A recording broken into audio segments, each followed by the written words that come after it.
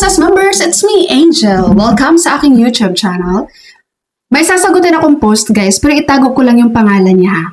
Sabi niya, totoo po ba ang balita? Mamimigay ng ayuda ipapadaan sa SSS?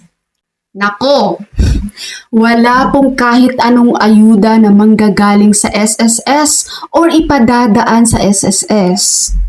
Ulitin ko, walang kahit anong ayuda na manggagaling or idadaan sa SSS.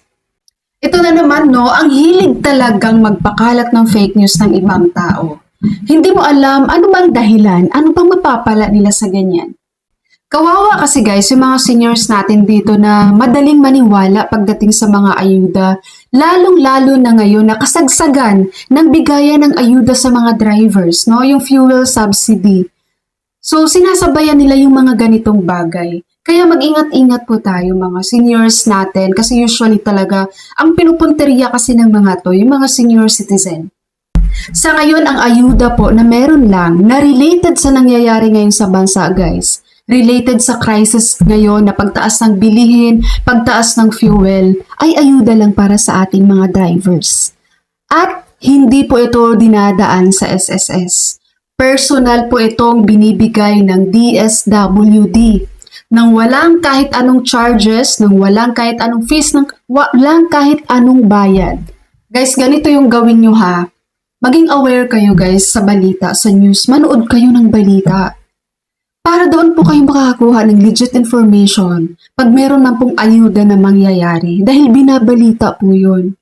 Huwag po kayo doon sa mga nababasa nyo lang, napanood nyo ng mga AI videos. No, ang daming-dami pong manloloko ngayon, guys. Kaya as much as possible, di ba? Nandyan lang naman siguro kayo sa bahay nyo, manood kayo ng balita. Sa ngayon, sa part ni SSS, pinag-iisipan pa lang nila, guys, at pinagplanuhan pa lang na magbigay sila ng loan moratorium. But it's not cash. Okay? Hindi po cash yun. Kumbaga guys, tandaan nyo itong sasabihin ko, wala pong kahit anong ayuda na idadaan sa SSS. At ang ayuda na meron ngayon ay yung para pa lang sa mga drivers na binibigay mismo personal ng DSWD.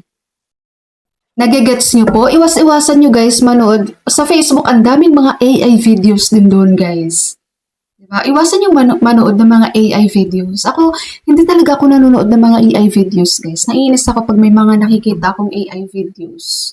Kasi doon gumagawa sila ng mga misinformation, mga hindi makatotohanang impormasyon.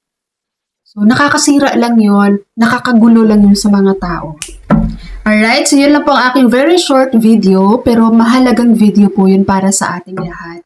Kung nakakatulong man itong video ko ngayon sa iyo guys, iparamdam mo naman sa akin. Diyan po sa video ko, meron thanks button dyan. So, pwede mo po yung pindutin if gusto mo lang po. Alright, so that's all for my videos for today. Thank you so much for watching everyone. God bless you all.